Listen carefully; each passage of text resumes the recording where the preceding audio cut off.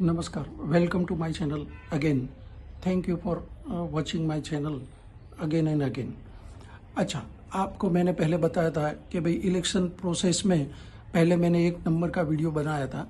अभी दूसरा video details में इलेक्शन प्रोसेस कैसे होना चाहिए उसके बारे में मैं डिटेल्स में आपको बताऊंगा। यदि आप जानते होंगे कि भाई अभी जो इलेक्शन ख़त्म हुआ 2024 का, उसमें नियरली 44 डेज तक चला। उसमें 1,10,00,000 से ज़्यादा पोलिंग बूथ थे और 1.5 करोड़ से ज़्यादा पोलिंग स्टाफ रखा गया था। तो आप अंदाज़ा लगा सकते हैं कि कितना खर्चा हुआ होगा।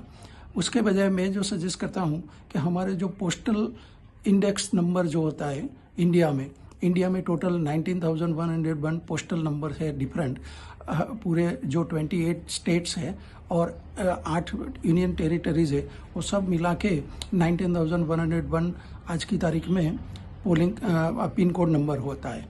तो हमारा जो इलेक्शन रहेगा वो इलेक्शन पिन कोड के बेस पे रहेगा।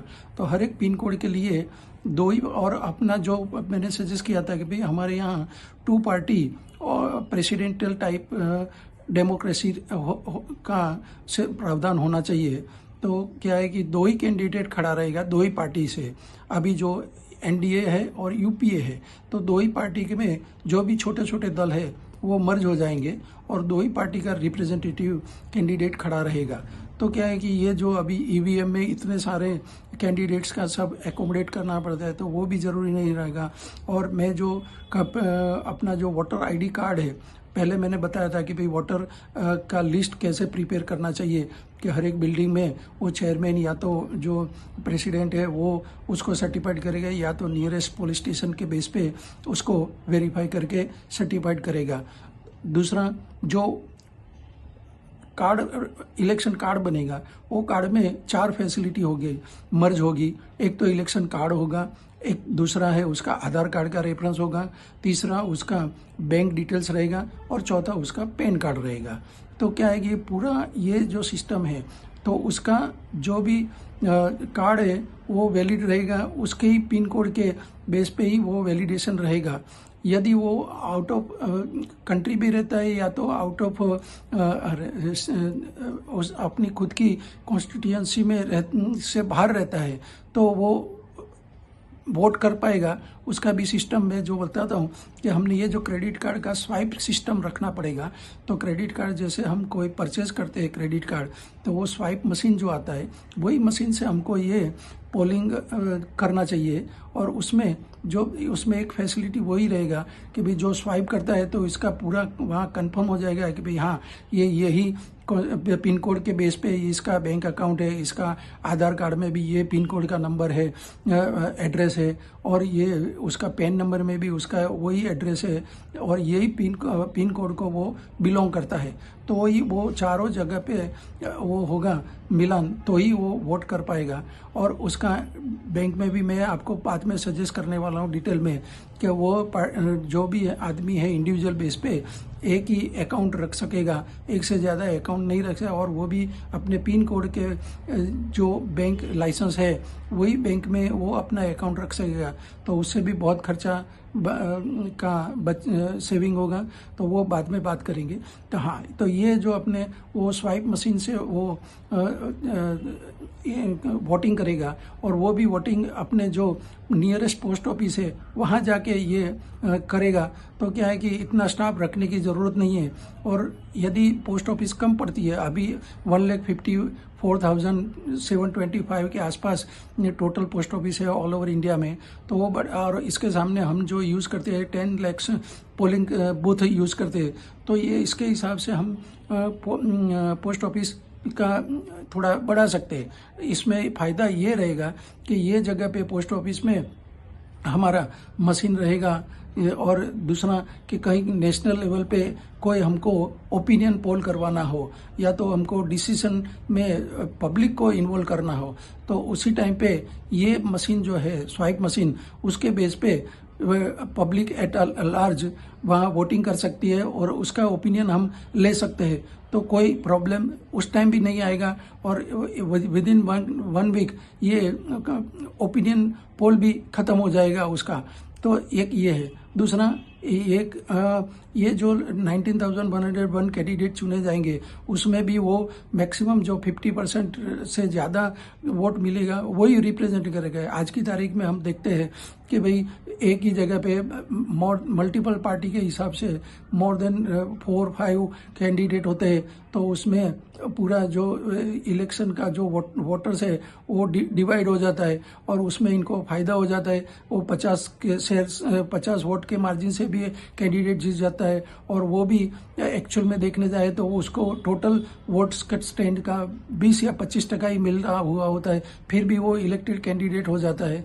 और वो कहीं भी अपना जब भी कोई दूसरा उसको मौका मिलता है तो वो पार्टी भी चेंज कर लेता है या तो कुछ न कुछ उसमें और कोई दूसरी पार्टी उसको उठा के ले जाती है और अपनी पार्टी में उसको शामिल कर देती है। तो ये जो भी चलता रहता है सिलसिला, तो पूरा देश का एडमिनिस्ट्रेशन पूरा उसमें ही उलझा रहता है और उसमें अपना जो पब्लिक का काम ये लोग नहीं कर पाते हैं।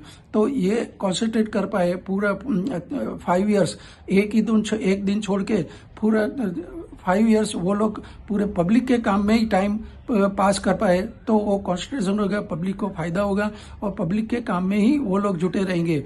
उसका दूसरा, ये जो पिन कोड बेस है तो एक वेबसाइट बननी चाहिए, उसमें पिन कोड के बेस पे जो भी पब्लिक है उसको अपना क्या क्या एक्सपेक्टेशन है, क्या क्या प्रॉब्लम है, वो सब उसको बताना चाहिएगा। और जो दो कैंडिडेट खड़े रह रहे वो भी अपना उसमें अपना क्लैरिफिकेशन देगा कि हाँ मैं आपको प्रॉमिस देता हूँ कि ये कर पाऊंगा, ये कर लूँगा, ये कर दूंगा।